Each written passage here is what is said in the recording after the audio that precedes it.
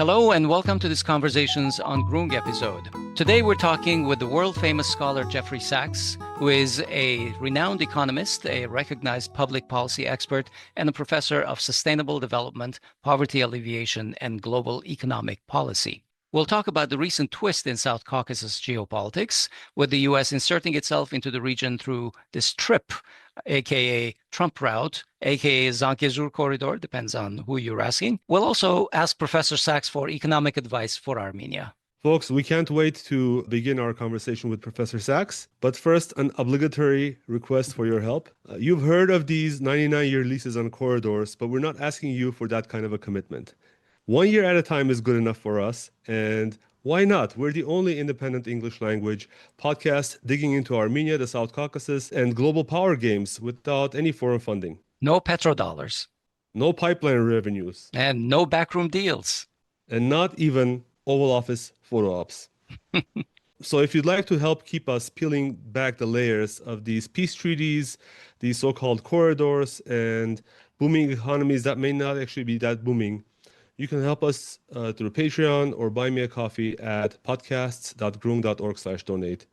But hey, financial support is not for everyone, and we understand that. In which case, you can still do your share. You can still help us. Just comment, like, and share the show with your friends. Unlike the Trump route, spreading the word doesn't need anyone's permission. Thanks for being with us, folks. Now let's get on with the show. Professor Jeffrey Sachs, welcome back to the Groong podcast. Yeah, pleasure to be with you again. Hello, Professor Sachs. Greetings. Nice Professor, to see you. On August 8th, Nikol Pashinyan and Ilham Aliyev met with Donald Trump in the Oval Office and initiated what's being called a peace agreement. The details are vague, but the agreement includes some kind of an open transport link between mainland Azerbaijan and Nakhichevan through Armenia along its border with Iran. This link has been labeled TRIPP, the Trump route for international peace and prosperity. So today we're taking a trip down Zangezur Lane because it's also known as the Zangezur corridor by the Turkish side. Control of this link was promised to Russia back in 2020, and now it appears to have been promised to the US in 2025. And the interesting thing is that Moscow's reaction has been mild, and Trump and Putin apparently did not raise this issue at the Alaska summit a couple of weeks back. Tehran, however, has repeated that the changes to Armenia's border will be completely unacceptable to them. Now, you have called this TRIPP agreement provocative and dangerous, warning that instead of securing peace, it risks drawing Armenia into a regional war. How? In general, the United States likes to meddle on Russia's borders. So this is another case of meddling. The Armenian, Georgian, Azerbaijan, South Caucasus region has been no stranger to great games and to big power meddling. The United States has long seen the South Caucasus as a way to get at both Iran and Russia, which the U.S. views as enemies, actually. So Armenia is walking into another great power struggle. I would advise against it as a general matter. I have a general view, be prudent, connect with your neighbors, in this case, the other South Caucasus countries, of course, so I'm not against peace with Azerbaijan, with all the tensions, and with Georgia. But I'm also not in favor of provoking Iran or Turkey or Russia by U.S. meddling. If I were the U.S. And Russia or China and Mexico announced a corridor with a 99-year lease for Russia along the U.S.-Mexican border, I'd say, no, thank you. That's actually not going to work, and it wouldn't happen. Whether it came to blows, it would not happen. So far, Russia is, I would say, quiet because I doubt that Russia believes this will ever happen. Iran isn't so quiet. It also has said it will never happen. I just think that there should be a little bit more prudence. Uh, Countries get used, or they try to use great powers for their own local advantage. This has been no stranger to South Caucasus realities. Uh, Georgia and the U.S. used each other very badly, very unsuccessfully. It led to the 2008 war in Georgia. That came about because Saakashvili, the Georgian leader, was incredibly imprudent. He was kind of a tool of the U.S. Security state. He liked that. It's very flattering to have the backing of the CIA or the Pentagon or others.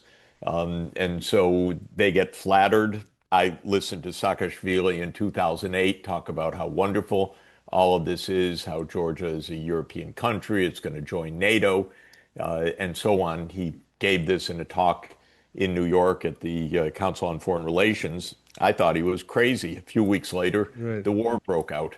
So we may have talked about that before, but the point is you can look at this, a 99-year U.S. corridor in the South Caucasus. I don't think so. So that is I guess the question that is really annoying us, because the 99-year lease, as even Trump himself has admitted, Tom Barrack has admitted, although I have to say the Armenian government is, I think, deliberately keeping quiet, but this is a century-long commitment from the U.S. in the South Caucasus at a time when I think that the U.S. is waning in terms of its military might, the ability to project power, both militarily and economically. And it seems to be in contradiction to the campaign promises by Trump to steer clear of endless wars. And now we're seeing what's happening in terms of the U.S. involvement in Sunik, which is the southern province of Armenia, where Zangezur is, and also Gaza. At least initially, Trump was floating this idea about this Gaza Riviera, or whatever it's called. How do you explain this, Professor Sachs, and what economic consequences do you worry about from this apparent shift in terms of policy? Well, first of all, Trump's attention span is maybe 99 minutes, not 99 years. So the whole idea that this is a 99-year anything in this world is completely absurd. The U.S. right now does not have strategy. It doesn't really have a foreign policy. It doesn't have diplomacy. Remember, Trump and Putin met a couple weeks ago in Alaska. What came out of it? Who knows? That's ancient news. You know, we're on to new threats, new instability. This is unfortunately the mark of the United States right now. None of this is thought out. That's why an announcement like this is makes you roll your eyes, or what? 99-year corridor of the United States? Are you kidding? So I don't give it much credence. It raises another interesting issue, by the way, another little bit of a mystery. Azerbaijan, by public discussion right now, but not absolute certainty, is almost effectively an ally with Israel in Israel's war against Iran. And we don't know the extent of it, but there's a lot of reports that Mossad, the Israeli murder and intelligence service, and the Azerbaijan security services are in close alliance. There is a lot of discussion that Azerbaijan was even a staging point for the so-called 12-day war against Iran. Oh my God, is that what Armenia wants to walk into right now? Seriously? In the middle of absolutely crazy, genocidal Israeli government? I wouldn't get anywhere close to that, frankly.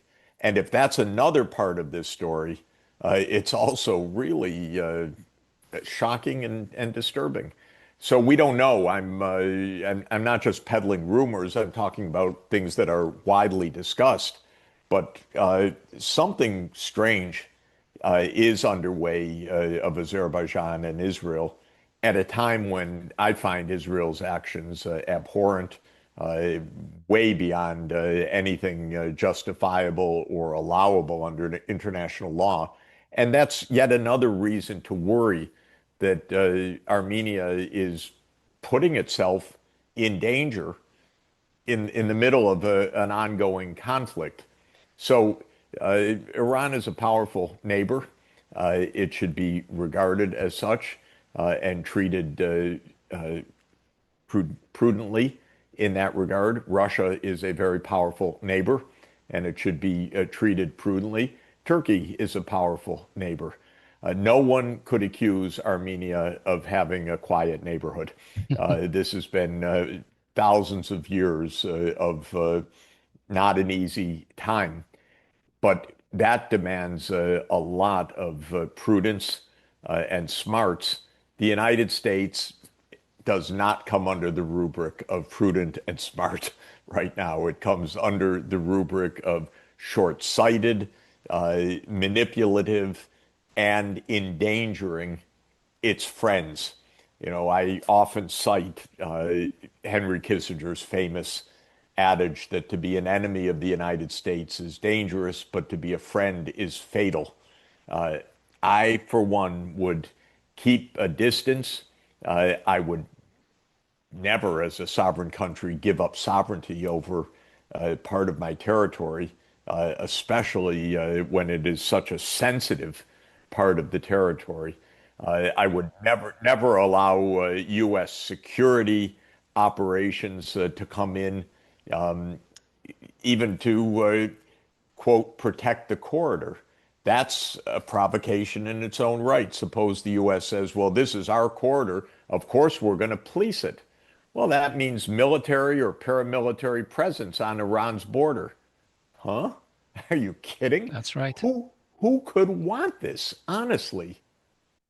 Professor Sachs, so this corridor is being presented in a package in terms of peace, and Trump cannot, miss an opportunity to say how great he is as a peacemaker. And I want to ask you actually a really tough question, because I feel that this question doesn't get enough coverage. So Armenia lost greatly in the 2020 war. And there's one thought that after the war in Karabakh, after the loss, Pashinyan basically decided to cut his own political losses. And by completely ceding and capitulating on Karabakh, he could flip over to the US orbit. Now, that's all and fine and dandy, but this is all being used being couched in the language of peace. But I want to remind our listeners and ask your opinion, because 150,000 Armenians from Karabakh have been driven out. They cannot go back. The 17-point document, which they initialed in the White House, has no mention about their right of return to their homes. You know, I have many personal friends whose family graves are there, and to think that without any kind of security guarantees, without any kind of international presence, that Armenians can go to Azerbaijan, which views all of them as criminals. At least, anyone who has any male who has participated, any military age male would be viewed as a criminal by Azerbaijan. So going there without any security guarantees is out of question. And Pashinyan says that even raising this issue about the right of collective return, the right of security guarantees, the right of cultural heritage of Armenians in Artsakh is a threat to Armenia's security. That is actually the language he's using. He's saying that that is a threat. This so-called corridor also serves Azerbaijan and Turkey. Armenia does not have any east-west trade. It has north and south trade. So it'd be great if we had a corridor, better access north and south, but none of that is being offered to Armenia. So this is all basically concessions all the way down when you look at it from Armenia's perspective. And now we're even being forced, or at least Azerbaijan is saying, we're not going to sign any peace deal without Armenians changing their constitution, which is, I would say without like complete military victory, without Azerbaijani tanks rolling down the streets of Yerevan, I don't think Armenians would go to the polling booth to change their constitution to Aliyev's wishes. So I want to ask you, is peace even possible? And what is the risk when international media commentators all talk about this in terms of, yeah, let's have peace, let's negotiate. But in reality, in the absence of any guarantees, in the absence of any international community or forum where peace can be negotiated fairly, I don't see how that's possible. What are your thoughts on this? Well, of course, there are many issues that I'm not at all qualified to discuss in detail because I don't know all of the deep background. What I can say categorically is there's no such thing as Armenia finding its security by the U.S. The U.S. is thousands of miles away. Armenia counts for nothing in the U.S. Political scene. Uh, of course, there are Armenian Americans. I don't mean to denigrate Armenia, but I want it to be very plain. This is not a big deal. We From, fully agree with you on that one, yeah, by the well, way. just to say, from an American point of view, this is doesn't even hit the radar screen in the first section of the news, so you wouldn't find it anywhere. And in this sense, Armenia will not find security from the U.S. That's a tough statement because Armenia doesn't have easy options, period. It's in a contested region. Three big powers are neighbors, Iran, Turkey, and Russia. None of them is an easy neighbor, I have to say. And your immediate neighbor, Azerbaijan, is not an easy neighbor. There are lots of problems. My only point, both from history and my own personal experience over many decades, is to solve this will require actually direct diplomacy of Armenia, Azerbaijan, and Georgia, because Georgia has a big uh, involvement in this also, plus Turkey, Iran, and Russia. And one of the points is that Turkey, Iran, and Russia do not want any of the other two to gain any kind of decisive advantage in this neighborhood. So there's a fragile equilibrium in which the major powers say, let's leave well enough alone. We would like stability in the South Caucasus, and it's important for us in both the North-South corridor and the East-West corridor. And just because of that, there is actually an opportunity to have an economic understanding and a security understanding because your powerful and difficult neighbors don't want to make things more difficult for themselves vis-a-vis the other powers. So the United States, in my view, has no role to play in that. I look at a map, and I believe that neighborhoods matter a lot. If you live next to a difficult neighbor and you've got another difficult neighbor across the street, well, okay, you're in a tough neighborhood, but you don't expect the person living 6 miles away to give you the protection that you want. You try to find an arrangement that's going to make your neighborhood workable. Maybe some street lights, maybe some understanding that your backyard should be safe because that's going to be to the whole advantage of the neighborhood, and so on. But you don't expect uh, the help to come from halfway around the world. Of course, it's very flattering that Pashinyan sat with Donald Trump in the White House. How wonderful is that? But completely meaningless from the real story of Armenia day to day, where the U.S. means nothing in Yeah. terms of the balance of power of the regional powers. And as you rightly pointed out, the East-West corridor can be helpful for Armenia, but for Armenia, the North-South corridor is also helpful. And if one cancels the other, you've just made an absolutely fundamental mistake. So all of this strikes me as wrong-headed, the way that it's discussed, the way that it's going.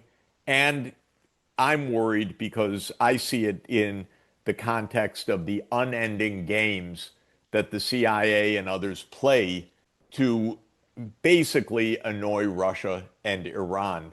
And when I say annoy, I mean something worse than just picking on emotions. I mean provoking conflicts. Professor, for our last topic, wanted to talk a little bit about the Armenian economy because for a country that lost a devastating war in 2020, the economy in Armenia has surprised many observers. The GDP has grown close to double digits pretty much every year. Remittances have poured into the country, tech sector booming. And until this year, earlier this year, the important trade sector had soared through the so-called re-export component. This is the component which really relied on the Ukraine war, sanction busting, trade in and out of Russia, basically through Yep. Armenia. Of course, this is going away now because the Ukraine war has sort of run its course. Yet, even so, 40% of Armenia's economy is directly tied to Russia, even as the Armenian government is dreaming about the EU, joining the EU membership. How sustainable is this growth?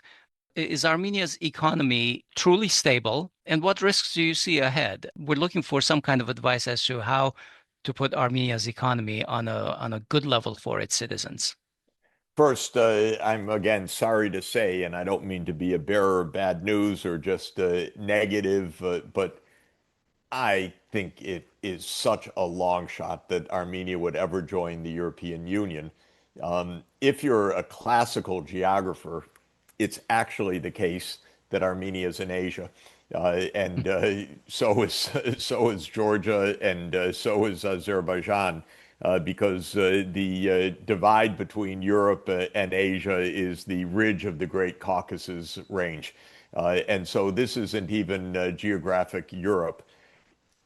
If you look at the European Union, oh my God, it's really pathetic now in terms of the lack of strategy, clarity. What are they doing? You're going to join so you can raise military spending to 5% of GDP? It's crazy. Europe is stagnant and in a completely confused, surly state of affairs. So just to say that I don't believe that the EU membership is part of this. The South Caucasus is a remarkable region. First, very beautiful, very touristic. It has many great natural attributes. It also is and has been for thousands of years the gateway between Europe, the Middle East, and Asia, and in Eastern Asia. And that's not a bad place to be if in peace. It's a terrible place to be in war.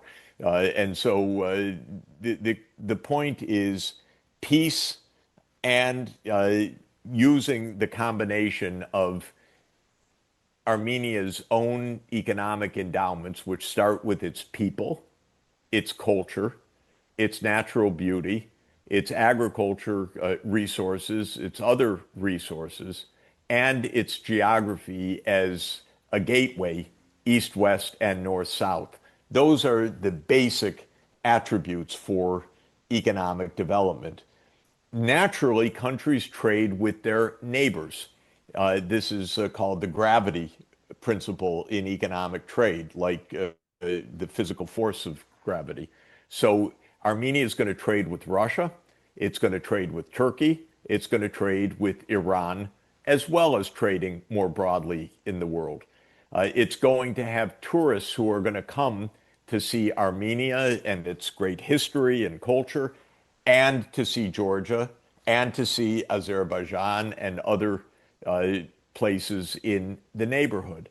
So all of this is to say an accurate assessment is, first of all, not based on not based on the peculiarities and vagaries of the Ukraine war and smuggling and sanctions or whatever.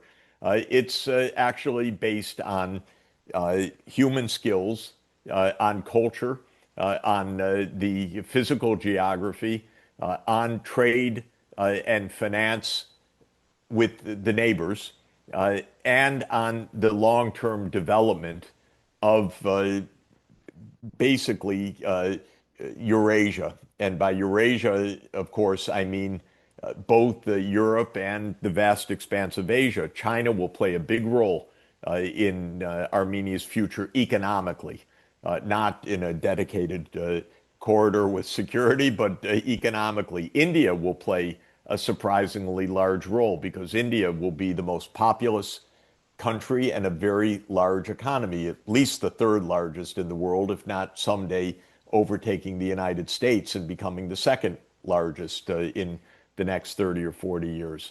So that's the basic answer, which is invest in high skills, then you'll have the high tech. Invest in the north-south and east-west corridors. Invest in peace in the neighborhood, good relations with the neighbors, and a lot of good things can happen. Okay, well, I don't think we have better advice to finish on. So thank you so much for joining us today and Of for your course. time and your insight. We love having you on this show. Thank you, Always, sir. always a pleasure. See you again soon, I hope. Talk to you Thank you, again. Professor Sachs. Thanks a Bye-bye. lot. Bye-bye. That's our show today. This episode was recorded on August 28, 2025.